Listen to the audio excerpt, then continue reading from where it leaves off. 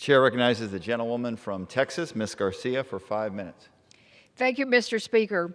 I rise today to call attention to a mounting problem which is affecting every Texan, our deteriorating infrastructure. Now, I know a thing about infrastructure. When I was a county commissioner, I saw firsthand how a lack of investment directly impacted people in my area. As a state, we regularly have received scores of C and D on our infrastructure. And in my own area, it was even worse because of the damage that hurricanes and flooding did on a regular basis. These deteriorating roads and bridges cost Texans over $700 a year in damages and extra vehicle maintenance.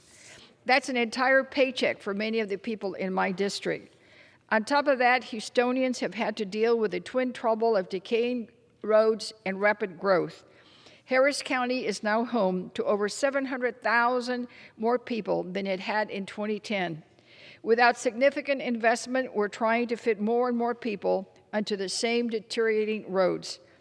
Mr. Speaker, the traffic is so bad in parts of my city that I and many other Houstonians simply avoid entire neighborhoods altogether. This directly hurts small business owners who depend on infrastructure for people to reach their stores. But, Mr. Speaker, poor infrastructure does more than hurt families' pocketbooks. It has already cost us lives. Everyone in Texas remembers the winter storm this past February that left millions freezing in their homes without power. The extreme cold weather brought state power systems to the brink of collapse. Over 200 Texans died in this storm, many of them seniors from cold weather exposure. It didn't have to be this way. The state government had the choice, the last time this kind of storm happened in 2011, to take the advice of federal regulators and prepare our power grid for winter emergencies. Instead, the state has done nothing and will have to bear the cost. Many Houstonians will also remember Hurricane Ike, Hurricane Rita, Hurricane Harvey. It comes one after another. Every year, another, quote, storm of the century. These storms have caused hundreds of deaths, billions in damages, and displaced thousands from their homes in Houston. Mr. Speaker, I could go on, but the point is clear. My district is facing a clear and present danger from the failure to invest in reliable infrastructure. During the previous administration, we heard a promise after promise from Republicans that they were going to address this with the so-called infrastructure weeks. I can't even remember how many of those we had, but it certainly stretched for 4 years. Promises made, promises broken.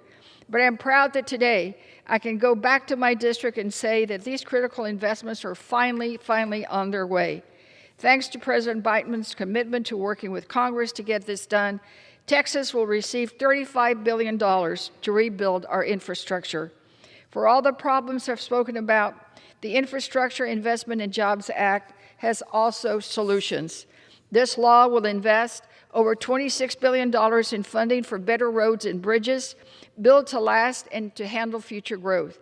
It will also invest $3.3 billion to improve public transit options that reduce congestion and improve transportation for everyone. Texas will also benefit from $3.5 billion that will protect power systems from weather emergencies like the winter storm. But this law doesn't just solve today's problems, it's also about preparing us for tomorrow's opportunities.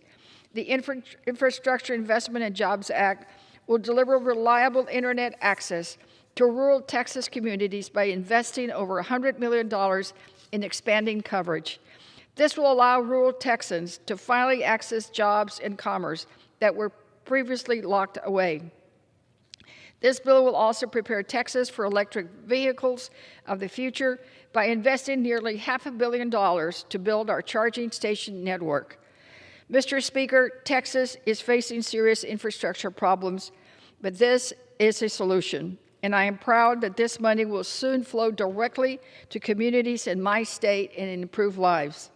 Thanks to the leadership of the President, Speaker Pelosi, and Leader Schumer, and all our friends across the aisle, and some of our friends across the aisle, this bipartisan infrastructure bill will send help, and it is on the way.